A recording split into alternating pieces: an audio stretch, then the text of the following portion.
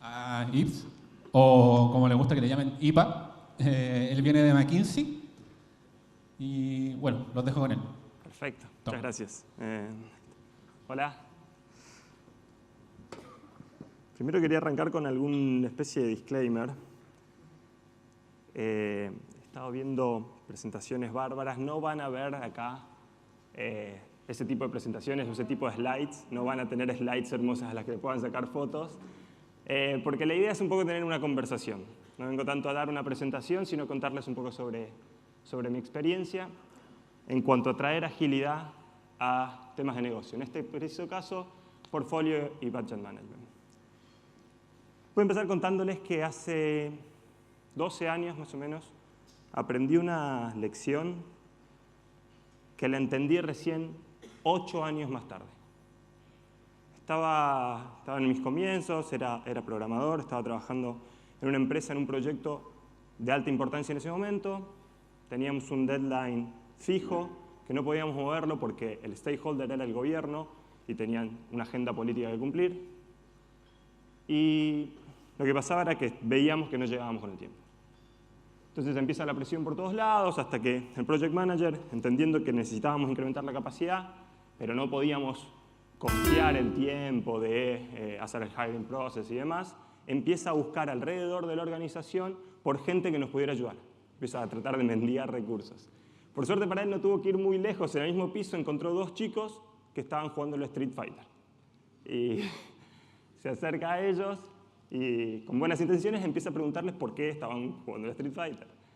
Y los chicos le comentan que hacía como 3 meses que no tenían trabajo, que estaban aburridos y por eso se sentían libres de usar su tiempo ahí. Los obligaban a ir a la oficina, pero no tenían trabajo que hacer. Se imaginan que para el Project Manager fue una excelente noticia. Habíamos encontrado recursos que podrían ayudarnos a aumentar nuestra capacidad.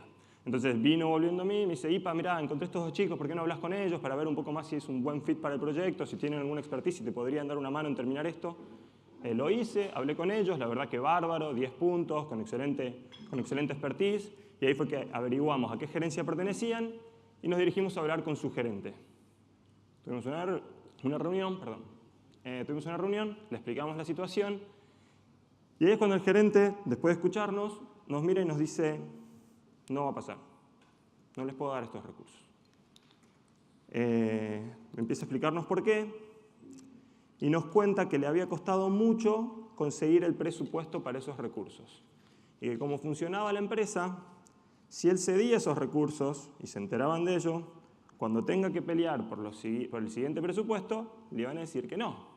Porque vos tenés un presupuesto y se supone que lo gastes, y si no lo gastas es que puedes hacer con menos. Entonces ahí aprendí que existen estructuras y procesos diseñados para el beneficio de la organización, en teoría, pero que producen el efecto contrario. En este caso, el gerente estaba tomando la decisión de hacer un mal a su organización por ese proceso existente de asignación de presupuesto. 8 años más tarde, la situación era distinta. Estaba también trabajando en un proyecto con alta visibilidad, con mucho presupuesto, también para un stakeholder del gobierno, esta vez era el gobierno del Reino Unido.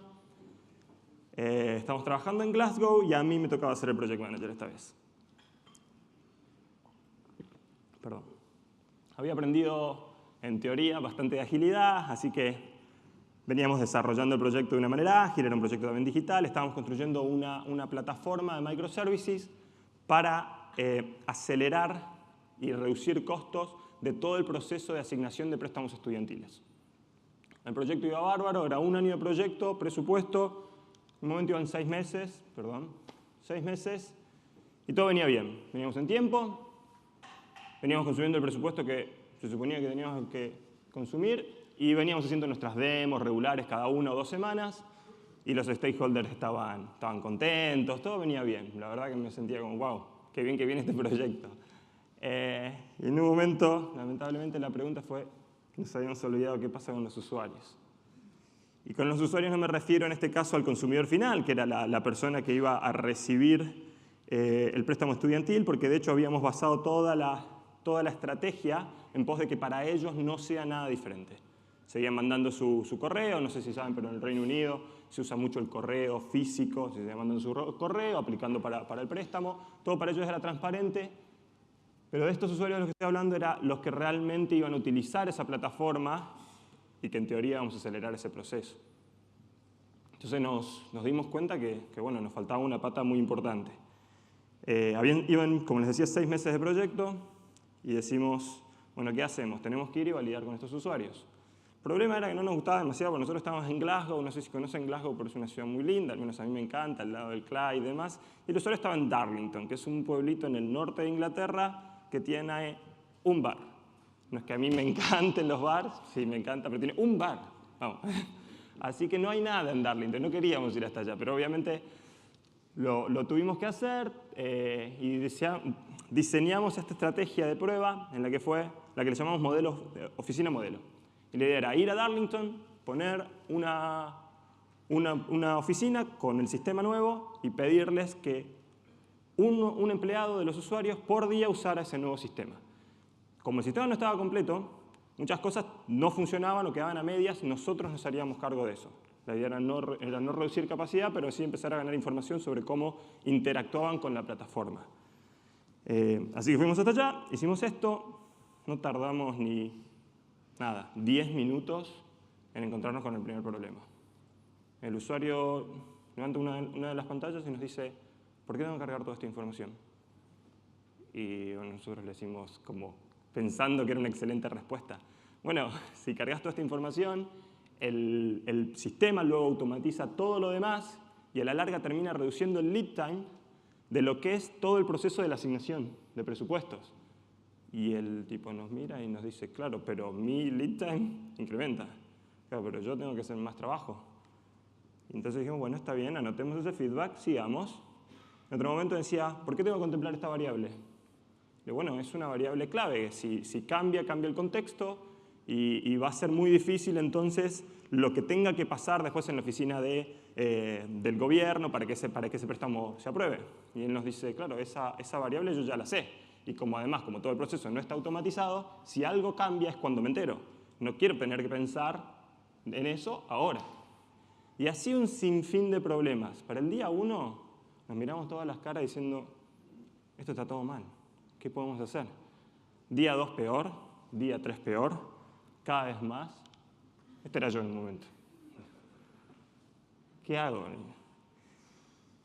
Y llegamos a la conclusión que teníamos bueno, se vino a la cabeza esa imagen y ese recuerdo de la situación en la anterior empresa, en la cual el gerente estaba haciendo algo que era peor para la organización. Y nosotros, de seguir con este proyecto, estábamos haciendo algo que era peor para la organización. ¿Se imaginan? 6 meses, todos contentos, en 2 semanas más o menos que habíamos corrido a esa oficina modelo, teníamos que cancelar el proyecto. Era lo mejor. Entonces me puse a pensar, uy, tengo que cancelar el proyecto. Primero, obviamente, vino la primera preocupación, cómo le digo esto al cliente. Cómo me paro en medio y le digo, ¿viste de todo el presupuesto que tenías por el año? Que te gasté la mitad, bueno, un poco más porque ya habíamos implementado la oficina modelo. Bueno, no, lo vamos a cancelar.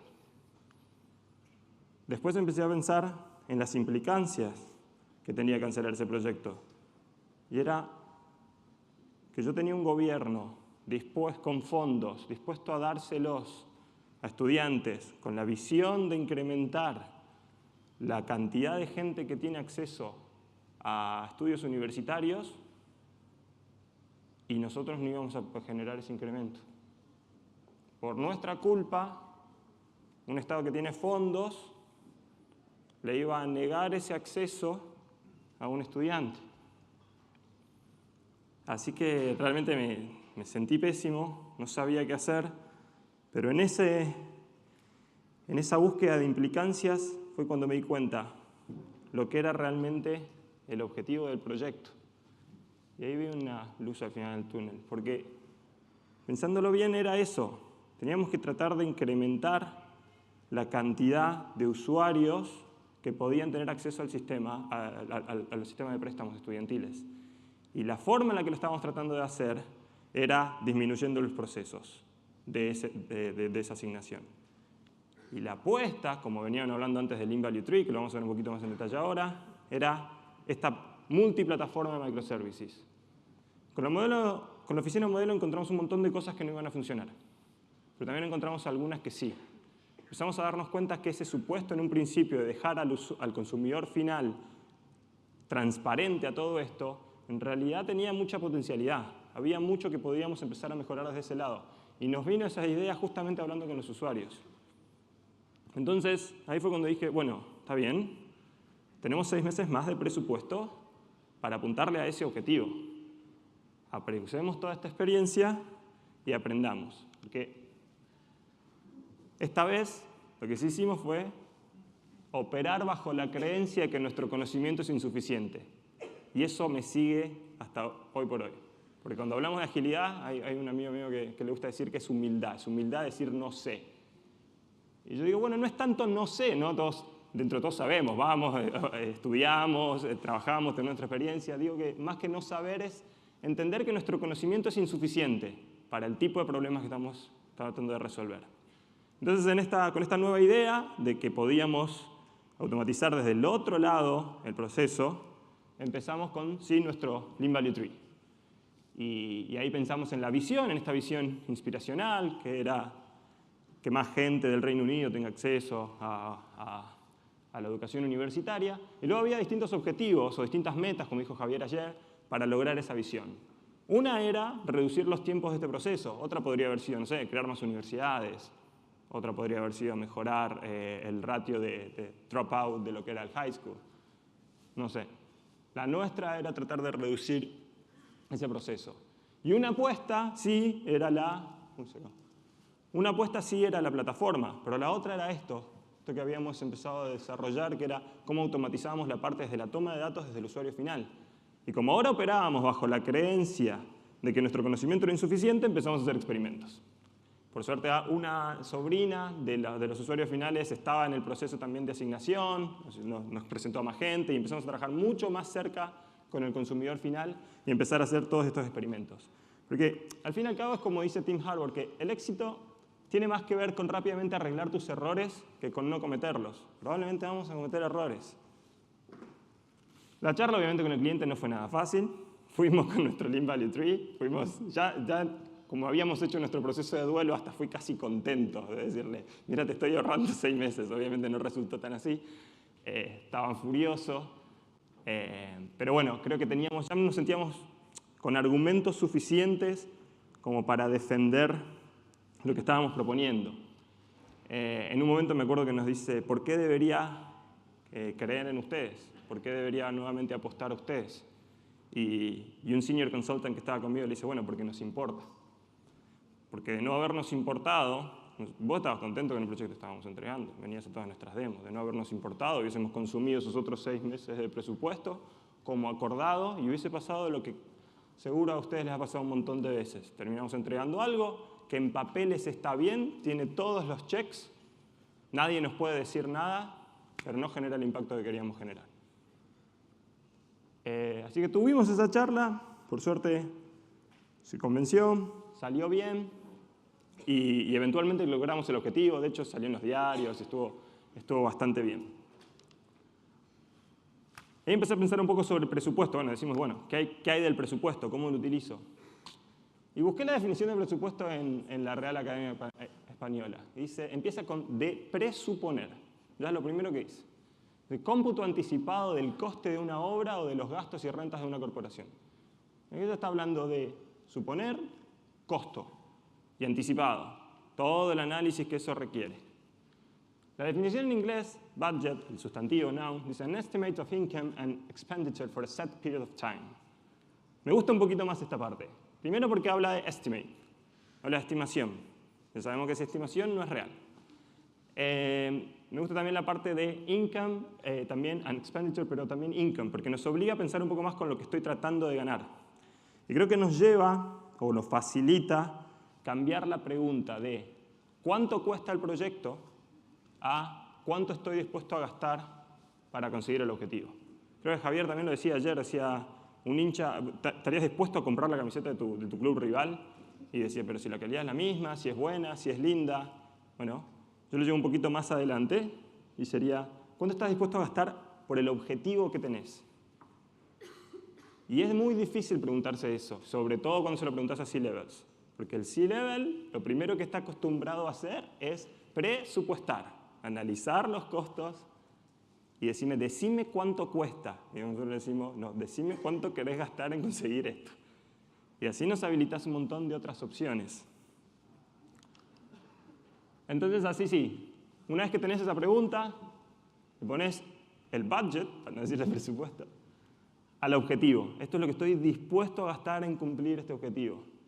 Y luego tengo apuestas, y como en este caso algunas tendrán mucho más sentido en una primera etapa. Entonces pongo, no sé, el 80% va a la primera apuesta, pero la gracia es que esto es flexible, porque a medida que voy haciendo experimentos, sigo o no apostando a ese lugar. Empezamos a hacer un poco de opcionalidad y evidence-based. Esa es la propuesta del Lean Value Tree muy alto nivel. Pueden bajar en distintos niveles y más pueden buscarlo ustedes, pero les quería contar un poco desde mi experiencia. Y de ahí me encantaría decirles que salí de esa experiencia y empecé a implementar cosas por el estilo, por el mundo, y todas funcionan bárbaro. Y la verdad que no es así. Solo tuve una experiencia de implementar esto de entrada, de esta manera, con un CEO que creyó que era la forma de hacerlo. Era una cadena de shoppings, así que también estaba muy contento de que era algo no digital. No solo la empresa no era digital, sino que la iniciativa no era digital. Y era manejar todo el presupuesto de esa cadena de shoppings, con más de 30 shoppings. Y la verdad que estuvo buenísimo. Ya en el primer mes observé algo que a mí me pone muy contento y me lleva a esto de que estamos realmente trayendo agilidad a cómo operan los negocios.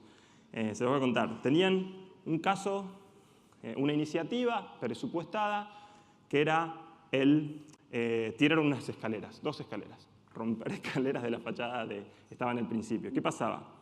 Este shopping tenía 3 niveles y en el tercer nivel no había demasiada concurrencia. Querían, primero, llenaba el tránsito de los otros niveles. Segundo, los locatarios del tercer nivel obviamente estaban bastante molestos. Tenían unas escaleras afuera, habían pensado que iba a funcionar, tenían unas escaleras que iban directo al tercer nivel y nadie las usaba. Y lo que habían dicho es, bueno, presupuestame cuando saco estas escaleras porque queda feo y pongo otro tipo de sistemas de ascensores para que vayan directamente al tercero y desde ahí tengas que bajar. Y ya habían hecho todo un mapa con arquitectura y qué era lo que tenían que hacer y demás. Entonces, cuando volcamos esto, por suerte no había arrancado el proyecto, le digo, bueno, perfecto, eso es una apuesta de tu objetivo, que es incrementar el tránsito en ese piso. Pero probemos otras apuestas. Yo decía, tengo esta hipótesis de que quizás simplemente tenemos que generar interés en usar esas escaleras que ya tenemos. Y ahí me dijeron, bueno, pero ¿por qué? ¿Qué podemos hacer? Y lo que pasaba era que las escaleras daban en una especie de terraza y ahí tenía la puerta. Digo, ¿no podemos poner algo acá en la terraza? Y empezamos a trabajar con el equipo, a diseñar nuestro primer experimento. Y lo que pasó fue, pusimos como una alfombra, así esas que parecen pasto, unas banquetas, unas luces así de tipo de terraza, una barra en la que podías pedir tragos. Y bueno, la gente empezó a ir para allá y decía, ¿qué es esto? Y iban, pusimos cargadores celular. Entonces los jóvenes que pasan todo el día ahí en el shopping estaban cargando el celular ahí. Y claro, cuando después decidían entrar al shopping, ¿por dónde entraban? Por la puerta que tenían al lado. Como los shopping tienen contadores de personas, empezamos a medir el éxito del experimento. Y venía dando bien. Entonces empezamos a agregar más cosas y más cosas. Después la gente ya no era solo los jóvenes que iban a cargar el celular, eran los más grandes que veían luces, que veían que había más tiendas. Empezamos a condicionar toda esa terraza y se terminó armando un espacio de recreación que justamente encima impactó en otro objetivo que tenían en el shopping, que era tratar de generar el shopping como un espacio de recreación y no tanto como transición. Y acá es cuando la estrategia siempre de diverger tiene que terminar en converger también. Y está bueno porque una cosa apalanca a la otra. Se ahorraron tirar 2 escaleras en el primer mes. Entonces, fue un caso para mí bárbaro. Ahora, se va adelante. Agilidad. Al fin y al cabo, ¿qué traemos de agilidad con este modelo de LBT o con cualquier otro modelo que quieran implementar en cuanto a portfolio y a budget management? Traemos reconocer incertidumbre en primer lugar. Entonces, lo primero que estamos haciendo es reconocer esa incertidumbre. Luego, como reconocemos esa incertidumbre, queremos aprender lo más rápido posible. Y es como lo hacemos mediante la experimentación. Y finalmente, gracias al concepto de opcionalidad, no poner todos los huevos en una misma canasta, nos permite flexibilidad para adaptarnos, que al fin y al cabo es agilidad. Cuando hablamos de agilidad, es flexibilidad para adaptarnos. Entonces aquí hay un modelo de los tantos ejemplos de que para mí, cómo traemos agilidad al negocio. En este caso, portfolio y budget management. Lo último que les quería decir es, volviendo a la definición de presupuestar. Ya probamos, de vuelta. No, sé que un ejemplo no es muestra suficiente. No espero que me crean acá de que esto funciona para todos. Pero ya probamos con presupuestar y con tratar de reducir costos. ¿Qué tal si probamos con incrementar las chances de cumplir el objetivo? Muchas gracias.